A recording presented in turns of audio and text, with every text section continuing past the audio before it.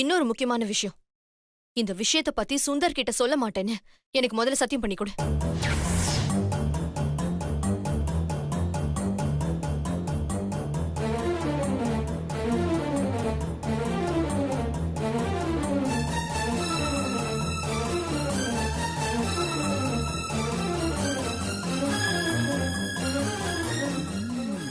சத்தியம் பண்ணு சக்தி.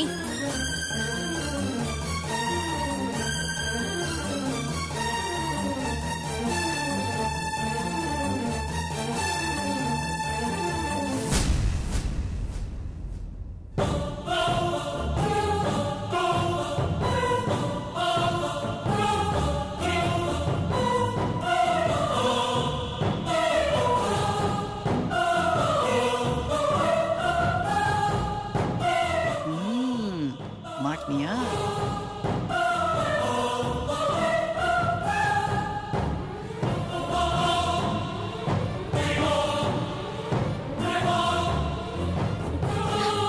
சாரி சக்தி, இதெல்லாம் நான் உன் நல்லதுக்காக தான் பண்றேன். அக்கா இப்படி பேசிட்டாலேன்னு தயவு செஞ்சு தப்பா எடுத்துக்காத. ஏன்னா என்னால அதை தாங்கிக்க முடியாது. இல்லக்கா, நான் தப்பா எடுத்துக்க மாட்டேன். இனிமே இந்த விஷயமா எதுவுமே உன்கிட்ட சொல்ல மாட்டேன்.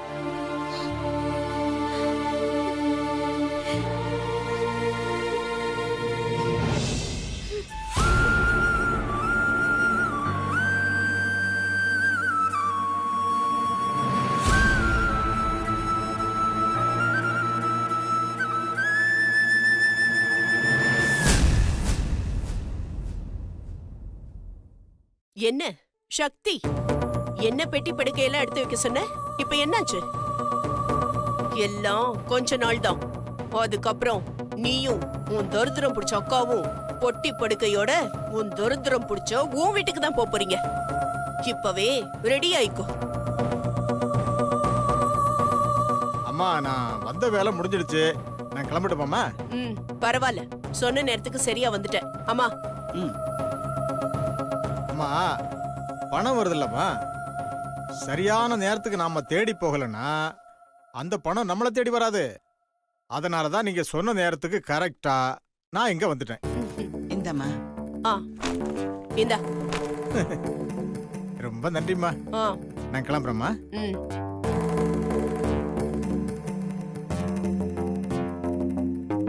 என்னடி பாக்குற? நான் 50,000 கொடுத்து ஒரு பொய்ய உண்மையாக்குன. நீ 1,00,000 கொடுத்து உண்மையை நிரூபிக்கலான்னு பார்த்த. ஆனா நான் 2,00,000 கொடுத்து அதே பொய்ய மறுபடியும் உண்மையாக்கிட்ட. பாத்தியா? பணத்துக்கு நிறைய பவர் இருக்கு. அது இன்னும் உனக்கு புரியல. இந்த கடவுள் ஏன் உன்ன மாதிரி பிச்சைக்கார கும்பலுக்கெல்லாம் இப்படி ஒரு வாழ்க்கையை கொடுக்கறாருன்னு தெரியல. கூடிய சீக்கிரம் அதை உடைக்கிறேன்.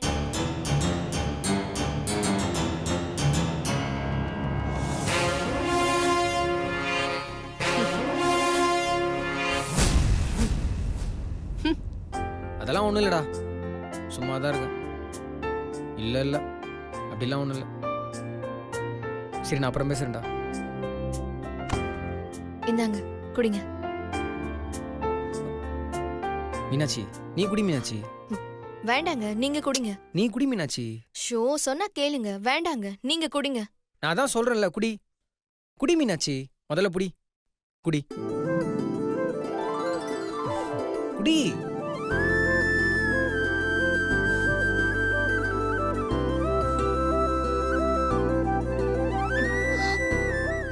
குடிச்சிட்டியா? குடு. ஏங்க, என்ன பண்ணிட்டு இருக்கீங்க? இரு, வரேன். ஏங்க, என்னங்க இதெல்லாம் நான் பாத்துக்க மாட்டேனா? ஏன் நாளா இது பண்ணக்கூடாதா? இந்த அப்படி மாத்திரையே போடு.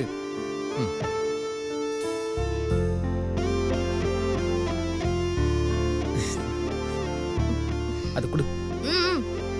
நான் பாத்துக்கிறேன். என்னங்க, என்ன பண்ணிட்டு இருக்கீங்க? எதுக்கு இப்ப நீங்க கீழே படுக்க போறீங்க?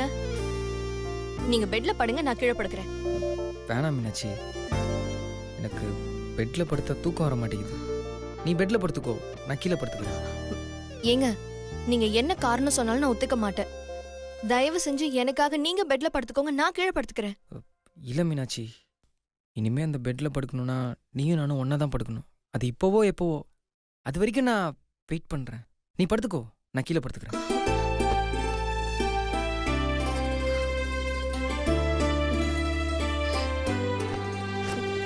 என்னங்க என்னங்க இதெல்லாம்?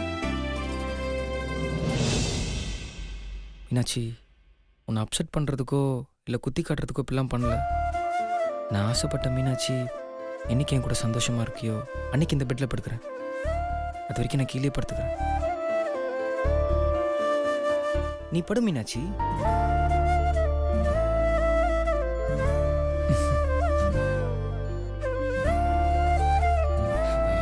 படுத்துக்கோ மீனாட்சி.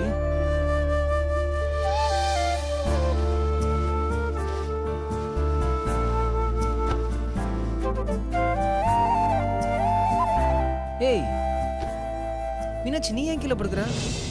உனக்கு உடம்பு சரியில்லை மீனுக்குட்டி, நீ பெட்ல படுத்துக்கோ. உங்களை விட இந்த உலகத்துல எனக்கு எதுவுமே முக்கியம் இல்லைங்க. நீங்களே தரையில படுக்கும்போது எனக்கு என்ன? படுங்க.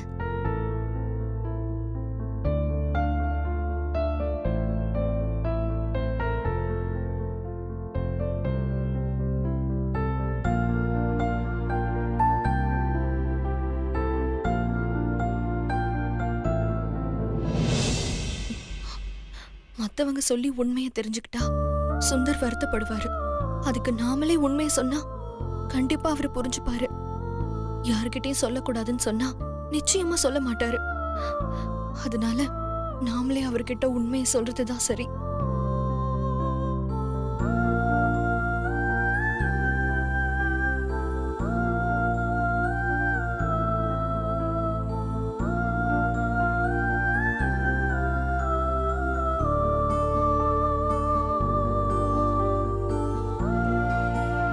ஏங்க, என்ன மீனாட்சி? இல்ல, நான் உங்ககிட்ட ஒரு உண்மையை சொல்லணுங்க. என்ன உண்மை?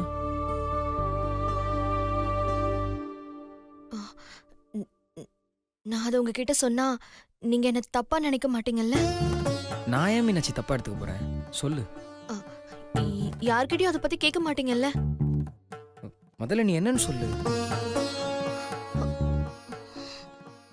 அது என்னன்னு சொல்லு மீனாட்சி. ஆ, அது அது வந்து சொல்லு மீனாட்சி. ஆ, அது வேணாம் மீனாட்சி, நீ எதுவுமே என்கிட்ட சொல்ல வேணாம். நீ என்ன பண்ணாலும் அதுல ஒரு அர்த்தம் இருக்கும், ஒரு காரணம் இருக்கும். அது என்னன்னு நான் தெரிஞ்சுக்க வேணாம். அது எனக்கு தேவையும் இல்லை. என் மீனாட்சி மேல எனக்கு நிறைய நம்பிக்கை இருக்கு. இந்த உலகத்திலே நான் அதிகமாக நேசிக்கிறது உன்னை மட்டும்தான். வாழ்க்கையில் இன்னும் எவ்வளவோ இருக்கு. எத்தனை வருஷம் ஆனாலும் உனக்காக நான் காத்துட்டு இருப்பேன். I am waiting. அழக்கூடாது, ஓகே? அழக்கூடாது. நீ படுத்துக்கோ. மீனாட்சி, ஒன்னே ஒன்று சின்னதா, இல்ல சின்னதா ஸ்மைல் பண்ணா நல்லா இருக்கும்னு சொன்னேன்.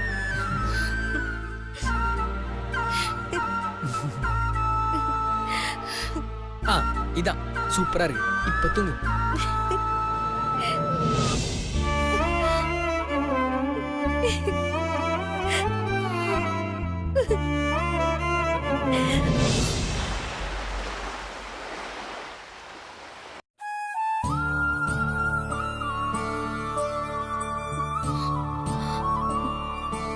சாமி, நிறைய பிரச்சனைகளுக்கு அப்புறம் நானும் அவரோ கல்யாணம் பண்ணிக்கிட்டோம்.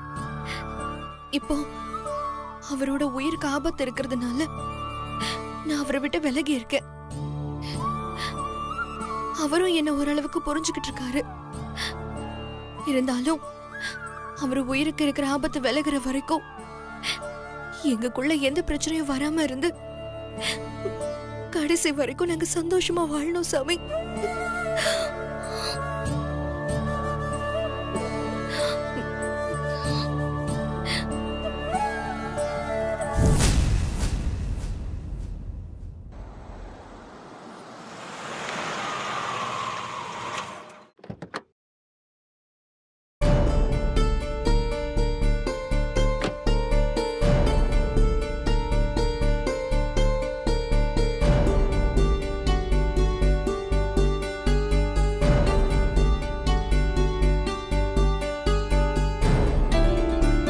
மீனாட்சி மீனாட்சி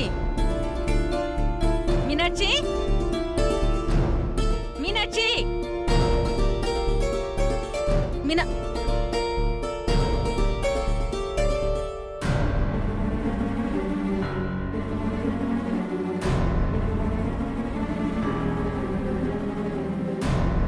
நல்லா இருக்கீங்களா? இன்னும் உங்களுக்கு எங்க மேல கோவம் போலியா? ஏமா இது என்ன சின்ன பசங்க விளையாட்டா? சண்டை போடுறதுக்கும் ஒண்ணு சேர்றதுக்கும். என் பொண்ணையும் அவ குடும்பத்தையும் நடு ரோட்ல விட்டீங்க. இப்ப மட்டும் என்ன? எங்க பொண்ணை கொடுத்துருக்கமேன்னு சும்மா இருக்கும். இல்லன்னா நடக்கிறதே வேற. அத்தை, என்னத்த நீங்களும் என்ன எடுத்தெறிஞ்சு பேசுறீங்க? யாருக்கு யாரடி அத்தை? மா கொஞ்ச நேரம் சும்மா இருக்கியா? இத பாருங்க, இப்ப எதுக்கு இங்க வந்திருக்கீங்க? மீனாட்சியை பார்த்துட்டு போலான்னு. அதெல்லாம் யாரையும் பார்க்க தேவையில்லை. முதல்ல பரப்பு. அம்மா, மீனாட்சி, மீனாட்சி. பெரியமா,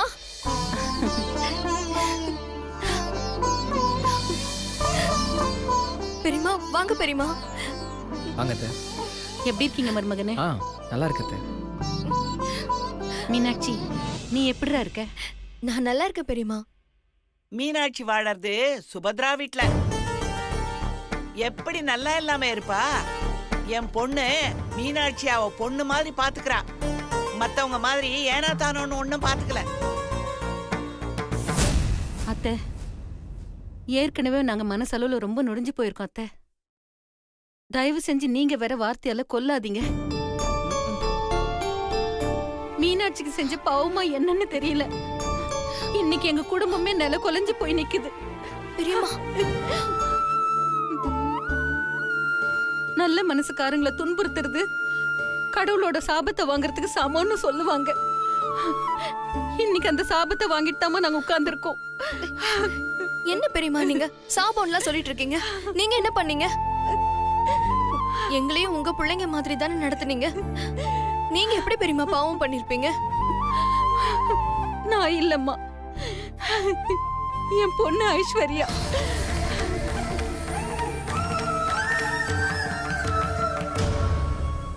உனக்கும் சுந்தர்க்கும் ஐஸ்வர்யா செஞ்ச பாவம் தான் இன்னைக்கு எங்க குடும்பத்தையே போட்டு உழுக்குது.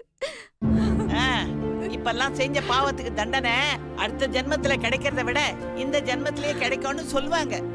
அதத்தான் நான் இப்ப நேர்லயே பாக்குறேன். பாட்டி கொஞ்சம் சும்மா இருக்கியா? டேய், நீ சும்மா இருடா. அத்தை, அவங்க ஏதோ ஆதங்கத்துல பேசுறாங்க. நீங்க எதுவும் தப்பா எடுத்துக்காதீங்க. இல்ல தம்பி, அவங்க சொல்றது சரிதான். பெத்தவங்க செஞ்ச பாவம் பிள்ளைங்கள சேருங்கிற மாதிரி பிள்ளைங்க செஞ்ச பாவம் பெத்தவங்கள தானே வந்து சேரும். ஐஸ்வர்யா செஞ்ச காரியத்தினால இன்னைக்கு எங்க குடும்பமே இடிஞ்சு போயிருக்கு. ஆளுக்கு ஒரு பக்கமா இருக்கும். ஒரே வீட்ல இருந்தாலும் ஒருத்தருடைய முகத்தை ஒருத்தர் பாத்துக்க முடியாம இருக்கும். இது எங்க போய் முடியும்னு எனக்கு தெரியல.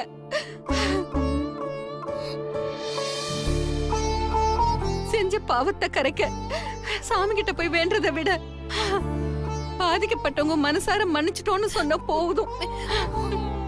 அதுவே சாமி கொடுத்த வர மாதிரிதான். என் பொண்ணு உங்க 2 பேருக்கும் பண்ண பாவத்துக்கு நான் உங்ககிட்ட மன்னிப்பு கேட்டுக்கிறேன். என்ன அத்தை? பெரியமா, என்ன பெரியமா நீங்க மன்னிப்பா அது இதுன்னு பெரிய வார்த்தை எல்லாம் சொல்லிக்கிட்டு? பெரியமா, இப்ப இல்ல பெரியமா. நான் எப்பவுமே உங்களையும் உங்க குடும்பத்தையும் வெறுத்ததே இல்ல பெரியமா. என்னதான் ஐஸ்வர்யா எனக்கு நிறைய பிரச்சனை கொடுத்திருந்தாலும் அவளும் எனக்கு தங்கச்சி தானே பெரியமா. இங்க பாருங்க பெரியமா, அவ வாழ்க்கை கண்டிப்பா நல்லபடியா அமையும். சீக்கிரமே உங்க எல்லா பிரச்சனையுமே தீந்துரும் பெரியமா. உங்களுக்காக நான் சாமி கிட்ட வேண்டிக்கிறேன். நீங்க கவலைப்படாதீங்க பெரியமா. மீனாட்சி, உன்னை பிள்ளையா பெத்ததுக்கு கோதாவரி புண்ணியம் பண்ணிருக்கணும்மா. அவ வளர்ப்பு தப்பாகலமா. பணம் காசு இல்லனாலும் அன்பு ஊட்டி வளர்த்திருக்கா. அதுக்கான பலனை இப்ப அவ அறுவடை செய்யறா. ஆனா என்னுடைய வளர்ப்பு தாம்மா தப்பாயிடுச்சு. பெரியம்மா, நீங்க இவ்ளோ தூரம் ஃபீல் பண்ற அளவுக்கு அப்படி என்ன ஆச்சு? அத முதல்ல சொல்லுங்க. உனக்கும் சுந்தருக்கும் கல்யாணம் நடந்த உடனே கோவத்துல வீட்டுக்கு போனவ பைத்தியம் பிடிச்ச மாதிரி நடந்துக்க ஆரம்பிச்சா. வீட்டுல இருக்கிற பொருள் எல்லாம் தூக்கி போட்டு உடைக்க ஆரம்பிச்சா. ஏன்னு கேட்க போன கார்த்தியையும் தாரணியும் திட்டி அனுப்பிட்டா. அதுல இருந்து கார்த்திக்கும் தாரணியும் வீட்டுல இருக்கிறவங்க யார்கிட்டயும் சரியா பேசுறதும் இல்ல. அதுல இருந்து ஐஸ்வர்யா எப்பவுமே தனியா இருக்க ஆரம்பிச்சா. நானும் பெரியப்பாவும் பல தடவை பேசி பார்த்துட்டோம். அவ எங்ககிட்ட பேசுற மன நிலைமையிலேயே இல்ல. யார்கிட்டயும் சரியா பேசுறது இல்ல, சரியா சாப்பிடுறது இல்ல. தன்னை தானே அவ வருத்திக்க ஆரம்பிச்சா. ஆரம்பத்துல கோவத்துல இருந்தவ அதுக்கப்புறம் தப்பு பண்ணிட்டேன்னு பைத்தியம் மாதிரி புலம்ப ஆரம்பிச்சிட்டா. கடைசியா நேத்து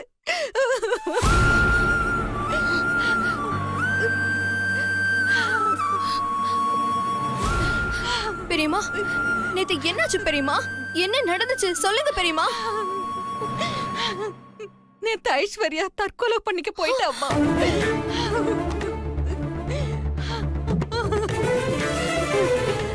ரெண்டு நாளா சாப்பிடாம இருக்காளேன்னு சாப்பாடு எடுத்துட்டு போயிருந்தேன். அங்க போய் பார்த்தா ஐஸ்வர்யா தூக்கு மாட்டிக்கிட்டு தொங்கிட்டு இருந்தா. என்ன பெரியம்மா? நானும் பெரியப்பாவும் கதவை உடைச்சு உள்ள போய் காப்பாத்திட்டோம்.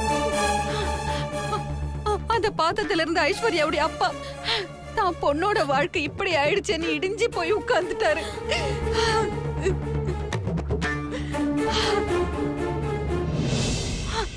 நாங்க என்ன கேட்டாலும் நான் மீனாட்சிக்கு துரோகம் பண்ணிட்டேன், சுந்தருக்கு துரோகம் பண்ணிட்டேன், தப்பு பண்ணிட்டேன்னு தாம்மா சொல்றா.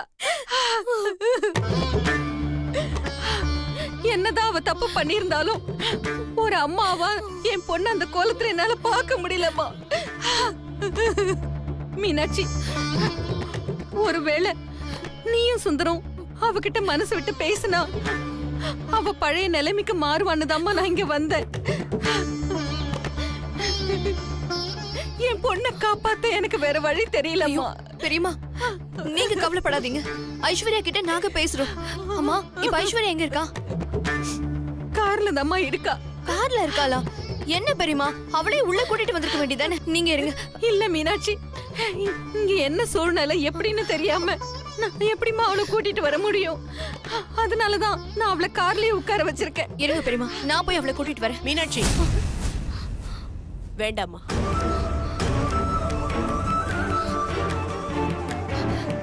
ஏன் வேண்டான்னு சொல்றீங்க? திரும்பவும் இந்த குடும்பத்துல ஒரு குழப்பம் வர வேண்டாம் மீனாட்சி.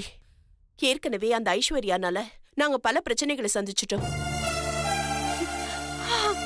நானும் சில நேரங்கள்ல அவ பேச்ச கேட்டுக்கிட்டு தப்பான முடிவுகளை எடுத்திருக்கேம்மா. நல்ல வேளை கடவுள் புண்ணியத்துல உனக்கும் சுந்தருக்கும் கல்யாணம் ஆயிடுச்சு. இல்லன்னா உன்ன மாதிரி ஒரு நல்ல மருமகளை நான் எழுந்திருப்பேம்மா. சுந்தருக்கும் அவனுக்கு பிடிச்ச வாழ்க்கை அமையாமையே போயிருக்கும். அந்த பாவம் என்ன சும்மா விட்டுருக்குமா? அதனாலதாம்மா சொல்றேன், ஐஸ்வர்யா இங்க வர வேண்டாம்.